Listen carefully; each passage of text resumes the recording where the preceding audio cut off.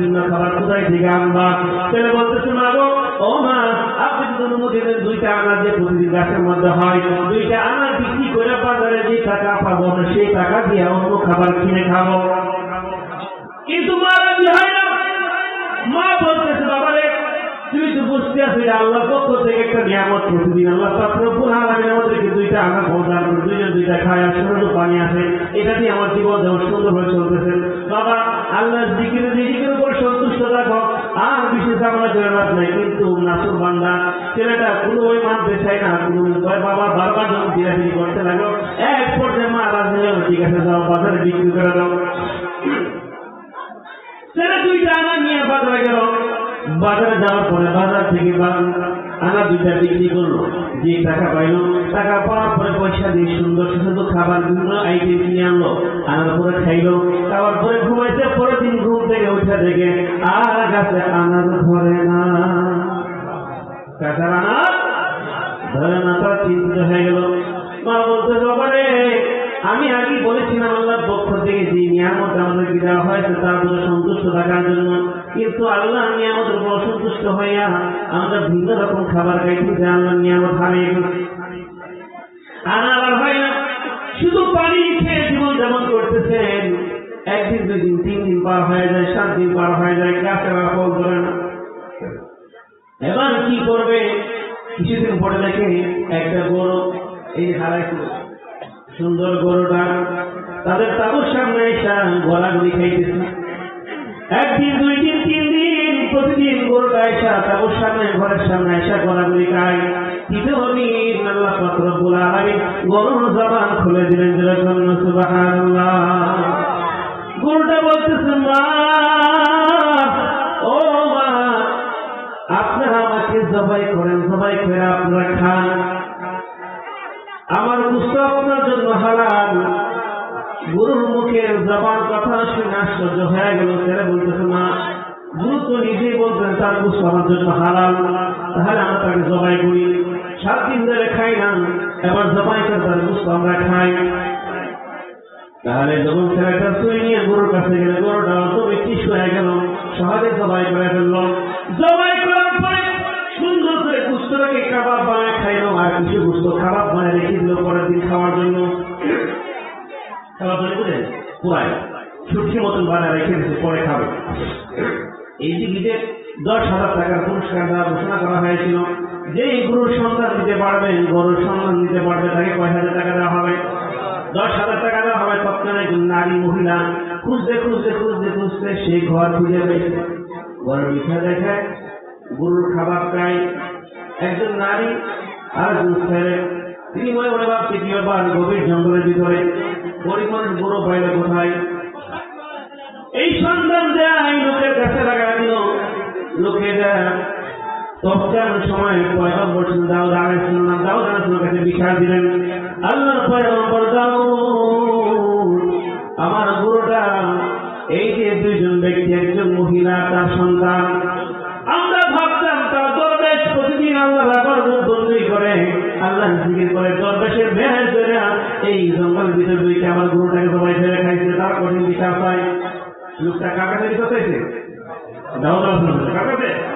দাউদ আলাইহিস সালাম কিছু লোক পাঠাতে গ্রেফতার করে হাজির করলো। এবার বিচার করবে। এই মুহূর্তে আল্লাহ পাক রব্বুল আলামিন জিবরাইলকে পাঠিয়ে দিলেন, যেরকম সুবহানাল্লাহ। জিবরাইলকে পাঠিয়ে বলেন, জিবরাইল আমার দাউদকে জানা দাও, ঘটনার মূল কাহিনী দেখি দাও, দাউদকে জানা দাও। তখন জিবরাইল আলাইহিস সালাম দাউদ আলাইহিস সালামের কাছে আসেন, এসে বলতেছেন, আল্লাহ পয়গম্বর দাউদ আপনি থামেন, বিচার করার আগে বিচারের পূর্বে আর একটা কাহিনী আছে, এটাকে শুনতে হবে। তখন জিবরাইল আলাইহিস সালাম বলেন, এই যে মহিলা দেখছেন গরু জবাই করে খাইছে, এই গরুর মালিক কিন্তু প্রকৃতপক্ষে মহিলাই, কারণ মহিলা স্বামী ছিল সে অঞ্চলের সবচেয়ে বড় ধনী। আর যে লোকটা ধনী গরুর মালিক দাবি করছে, এই লোকটা ছিল তার স্বামী কর্মচারী। বুঝতে পারছেন? যে লোকটা ধনী গরুর দাবিদার, এই লোকটা কি তার স্বামী কর্মচারী। তার স্বামী ছিল অনেক ধনী, তার বাড়িতে কর্মচারী থাকতো। এই লোকটা একজন সিরিয়ায় তার 10,000 উট, গরু, দুম্বা ভেড়া বকরি নিয়ে ব্যবসা করার জন্য সিরিয়া উদ্দেশ্যে রওনা দেয়। নির্জন এক জায়গায় তাবুখানায় তারা বিশ্রাম করে। এই চাকর ব্যক্তির মনে কুচিন্তা ঢুকলো, মালিককে হত্যা করে সব সম্পদ নিয়ে সে ভাগিয়ে গেছে। বুঝতে পারছেন তো মূল কাহিনীটা কি? এই লোকটা কি করছে? মালিককে হত্যা করে সব সম্পত্তি জব্দ করে নিয়েছে। আসলে প্রকৃতপক্ষে এই গরুর মালিক কিন্তু এই মহিলা স্বামী। এই জন্যই আল্লাহ পাক গরুর জবান খুলে দিয়ে বলতেছেন, আপনারা আমাকে খান, আমার গুস্ত আপনার জন্য হালাল হয়ে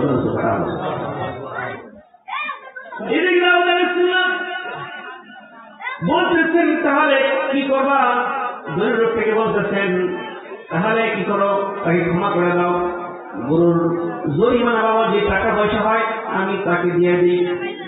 কিন্তু লোকটা কি বলে, ও আল্লাহর পয়গম্বর, আমি এখানে ক্ষমার জন্য আসি নাই, ন্যায় বিচারের জন্য আসি। কি কয়? ন্যায় বিচারের জন্য আসে। প্রকৃত অপরাধীকে যে বিচারবাদী করতেছে সেই। কিন্তু আল্লাহর পয়গম্বর চাইছিলেন তাকে ক্ষমা করে দেওয়ার জন্য। বলছি, মহিলাকে তুমি ক্ষমা করে দাও, এই গরুর জন্য ক্ষতিপূরণ আছে আমি দিয়ে দিই। কিন্তু লোকটা বলতে পারে, ও পয়গম্বর, আমি এখানে ক্ষমার জন্য আসি নাই, ন্যায় বিচারের জন্য আসি। আল্লাহ পয়গম্বর বলেন, ন্যায় বিচার যদি চাও, ঈদের নামাজের পরে ময়দানে তোমার বিচার হবে, বিচার প্রতিষ্ঠা হবে। এদিকে সবাই তো জানার জন্য হয়ে গেছে। আল্লাহর পয়গম্বর দাউদ ঈদের নামাজের পরে ময়দানে সবার সামনে কিয়ামতের আলামত দেখাবে। কি দেখাবে? কিয়ামতের আলামত দেখাবে। অন্যান্য বছরের চাইতে অধিক নারী পুরুষ সবাই মাঠ ভরে গেছে আগে কিয়ামতের আলামত দেখার জন্য। আর বিচার শুরু হবে, নামাজের পরে বিচার সময় হয়ে গেছে। এবার বলতেছেন, প্রকৃতপক্ষে তুমি দোষী, তুমি তার স্বামীকে হত্যা করেছ। ব্যবসা যাওয়ার সময় তাকে হত্যা করে তার সব সম্পত্তি তুমি নিয়ে নিছ। তখন লোকটা অস্বীকার করলো। অস্বীকার করলো। কি করলো? অস্বীকার করলো। অস্বীকার করার পরে এবার দাউদ আলাইহিস সালাম বলতেন, তুমি স্বীকার না করো, স্বীকার একটা পদ্ধতি আছে। আল্লাহ হুকুমের সঙ্গে সঙ্গে লোকের জবান বন্ধ হয়ে গেল। দাউদ আলাইহিস সালাম বলতেছেন, তুমি বলো তোমার পা সাক্ষী দিবে। অতঃপর এই লোকটা পা সাক্ষী দেয়, আল্লাহর পয়গম্বর দাউদ আমি হাতে তার মালিককে জবাই করেছি, তাকে সম্পত্তি আত্মসাৎ করার জন্য সাহায্য সহায়তা করেছি। আমি পা সাক্ষী দেয়, আল্লাহর পয়গম্বর দাউদ তাকে চলার জন্য আমি পা গুনার দিকে তাকে এগিয়ে নিয়ে গেছি। তার জবান সাক্ষী দেয়, চোখ সাক্ষী দেয়, হাত সাক্ষী দেয়। সুবহানাল্লাহ। দাউদ আলাইহিস সালাম বললেন, সবার সামনে বললেন, বুঝলেন তো কিয়ামতের আলামত সবার দেখলেননি। কিয়ামতের দিন আপনি কি কর্ম করছেন না করছেন, মুখের জবান কথা বলতে হবে না, তোমার অঙ্গ প্রত্যঙ্গ তোমার কাজে সাক্ষী দিবে। কি মনে করে দুনিয়াতে যে কর্ম করছেন, কাজ করছেন, মনে করছেন কেউ দেখে না? দেখে কে? দেখে কে? وقل اعملوا فسيرى الله عملكم ورسوله والمؤمنون। শুধু আল্লাহ দেখেন না, রাসূল দেখেন, মুমিন বান্দারা দেখেন। সুবহানাল্লাহ। আপনারা আল্লাহর দেখেন। যারা বেলাতপ্রাপ্ত ওলি যারা, কি যে বেলাতপ্রাপ্ত ওলি যারা, তারা মুরিদদেরকে চোখে চোখে রাখে। সুবহানাল্লাহ। প্রকৃতপক্ষে মুরিদ যদি আপনি হয়ে থাকেন, আপনি মনে রাখতে হবে, আপনি একটা অন্যায় করার আগে মুর্শিদ আমাকে দেখছে। কে দেখছে? মুর্শিদ আমাকে দেখছে। আপনি পীরের সামনে একটা অন্যায় কাজ করতে পারবেন? করতে পারবেন? একজন বেলাতপ্রাপ্ত ওলি যারা, ওলি আল্লাহ যারা, তারা তার নিজকে চোখে চোখে রাখে। চোখে চোখে রাখে। একটা অন্যায় করে অপরাধ করে পরবর্তী সময় তাকে ডাকে, তাকে আসে বলে, বাবা এটা করো না, এটা করো না, নিষেধ করে বাধা দেয়। তাহলে আমি অন্ধকারে অগোচরে কি করি না করি, আল্লাহ দেখে কি দেখে না? রাসূল দেখে কি দেখে না? বেলাতপ্রাপ্ত ওলি আল্লাহ দেখে কি দেখে না? তাহলে ওয়ালাহনু আকরাবু ইলাইহি মিন হাবলিল ওয়ারিদ। আল্লাহ পাক রব্বুল আলামিন ধারের সাহায্যের চাইতে আরো নিকটে গেছেন। সুবহানাল্লাহ। জওয়ান, তুই মনে করতেছো রাতের অন্ধকার, কেউ দেখে না, কেউ দেখে না, কেউ দেখে না। আমি কি একটা কাজ করতেছি, কিন্তু আল্লাহ পাক রব্বুল আলামিন তিনি তো সবই দেখেন। দেখার পরেও তিনি প্রকাশ করেন না এখানে কি কি অপরাধ করছেন। চেহারা মধ্যে লেখা আছে, একটা সমাজ বাস করতে পারতেন মানুষ, গুনাহ গোপন রাখতে কে? আল্লাহ তাআলা বলেন ইন্নাল্লাহা ইউহিব্বুত তাওয়াবিনা ওয়া ইউহিব্বুল মুতাতাহহিরিন। আমি তওবাকারীকে এবং পবিত্রকারীকে ভালোবাসি, মহব্বত করি। আপনি যদি অন্যায় করে থাকেন, অপরাধ করে থাকেন, আল্লাহ পাক রব্বুল অপরাধকে গোপন রাখছেন। যদি তওবা করতে পারেন, গভীর রাতে তাহাজ্জুদের নামাজ পড়িয়া চোখের পানি ঝরে কাঁদেন, আল্লাহ ও আমার মালিক, আমি অন্যায় করেছি, অপরাধ করছি গো মাওলা, আমার গুনাহগুলিকে ক্ষমা করে দাও। আল্লাহ পাক রব্বুল আলামিন আপনাকে আমাকে ক্ষমা করার জন্য প্রতিদিন ডাকেন, বান্দারে বান্দা আমার দিকে ফিরে, আমার দিকে ফিরে আয়, নেককার দিকে ফিরে আয়, গুনাহগার থেকে ফিরে আয়, নেককার দিকে চলে আয়। আমরা কিন্তু শয়তানের ধোঁকায় পড়ে বিশাল এক স্বপ্নের ভিতরে ডুবে আছি, ঠিক না বলেন? এই স্বপ্ন থেকে ফিরে আসতে হবে, স্বপ্ন থেকে ফিরে আসতে হবে। যুবকরা তোমাদের কি বলছি, মুরব্বী বাজাদের বাবাদের থেকে বলছি, বিগত জীবনে যত অন্যায় হয়েছে, অপরাধ হয়েছে, সকালে তিন বছর ধরে তাদের হাতে হাত রেখে সঠিকভাবে বায়াত হয়ে ওদের কাছে সবক নিয়ে জীবনটাকে সুন্দরভাবে সাজান। কারণ সৎ মানুষের সহবত ছাড়া কখনো চরিত্র ঠিক করা সম্ভব। চরিত্র আমল আখলাক ঠিক করার উত্তম একটা মাধ্যম হচ্ছে সৎ মানুষের সঙ্গ লাভ করা। আপনি দেখবেন, আপনি খুব বুজুর্গ আমল আখলাক করছেন, খুব ভালো মানুষ, আপনি কয়েকদিন একটা খারাপ মানুষের দেখেন, আপনার সব আমল নষ্ট হয়ে যাবে, সব কাজই শেষ। আর আপনার যদি আপনাকে স্বভাব খারাপ স্বভাবকে পরিবর্তন করতে চান, আপনি সবখানে দিন মুছে দেন, ভালো মানুষের স্বভাবে থাকতে থাকতে থাকতে থাকতে আস্তে আস্তে আপনার স্বভাবটা কি হয়ে যাবে, দূর হয়ে যাবে। নয়তো নিজের ইচ্ছাই সমাজে ঠিক করা সম্ভব না।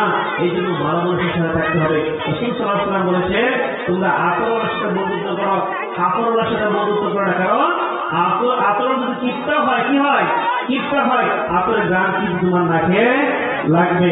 আর কাপড়ের মধ্যে কাপড় হচ্ছে কামার, কামার কিন্তু বন্ধুত্ব করো, তুমি কাপড় চুপড় যতই গুছিয়ে রাখো, আগুনের শিক্ষা এসে পরে তোমার কাপড় জ্বালাই দেবে, ঠিক না বলে? এই জন্য বন্ধুত্ব করতে হবে কাদের সাথে? ওলিয়াদের সাথে। কাদের সাথে? ওলিয়াদের সাথে বন্ধুত্ব করে লাভ কি?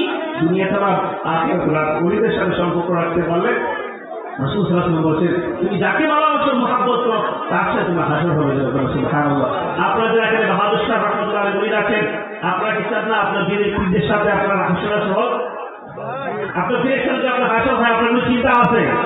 কথা বলার কোনো চিন্তা আছে? তাহলে রাসূল সাল্লাল্লাহু আলাইহি ওয়াসাল্লাম হাদিসে বলছেন, যে যাকে ভালোবাসে তার সাথে তারা হাসর হবে। রাসূল সাল্লাল্লাহু আলাইহি ওয়াসাল্লাম আসরের পূর্বে সাহাবীদের নিয়ে আলোচনা করতেছেন, একজন বৃদ্ধা। রাসূল সাল্লাল্লাহু আলাইহি ওয়াসাল্লাম বলছেন, ইয়া রাসূলুল্লাহ, কিয়ামত কখন হবে? তুমি জিজ্ঞেসই বললেন না। আবার বলছেন, ইয়া রাসূলুল্লাহ, কিয়ামত কখন হবে? তুমি জিজ্ঞেসই বললেন না। আবার বলছেন, ইয়া রাসূলুল্লাহ, কিয়ামত কখন হবে? রাসূল সাল্লাল্লাহু আলাইহি ওয়াসাল্লাম কিসে বললেন না। আসর নামাজ পড়লেন, আসর নামাজের পরে আবার সাহাবায়ে কেরাম বসার পরে বলছেন, নামাজের পূর্বে কিয়ামত সম্পর্কে কে জানতে চাইছিল? তখন আমি জানতে চাইছিলাম। নবী সাল্লাল্লাহু আলাইহি ওয়াসাল্লাম বলেন, তুমি কিয়ামত সম্পর্কে জানতে চাও, তুমি বলো তো কিয়ামতের ব্যাপারে তুমি কি সংগ্রহ করেছো? কিয়ামতের ব্যাপারে তুমি কি সংগ্রহ করেছো? চমৎকার একটা হাদিস, গভীর মনোযোগ শুনেন। তখন লোকটা কি জবাব দেয়, ইয়া রাসূলুল্লাহ, আমার তেমন কোনো বড় নামাজ নাই।